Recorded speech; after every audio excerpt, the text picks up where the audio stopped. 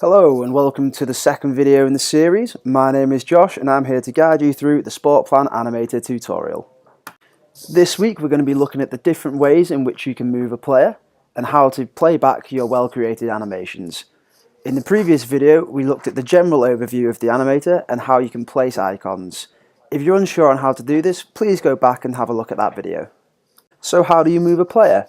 Simply click the player of interest and you'll see three options appear. They are draw, ball and delete. We're going to be using the draw option. Simply click the draw option and then click a second time to see where the player would run to. A grey line will appear showing the path that the player can run. You can select either end of this line, allowing you to change the direction or the length of the player's movement. So how can we make a player make a second run? Well, we draw our first line as shown before, and then we click on the end of this line and we'll see four options that will appear.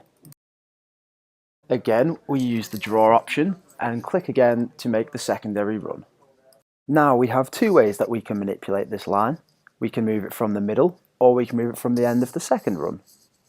So far, we've only been moving in straight lines. Let's make one of our players arc their run. Draw a line as normal and select the curve option. This will add an extra 2 points to the centre of your line. By moving these points relative to the start and end of your line, you can create your desired curved run. So there we have it. We've managed to make our players make an initial run, added in a secondary movement, and even arced our final run. But after all our hard work, we've yet to see our players move. I think it's time we look at the animator controls, indicated in red below.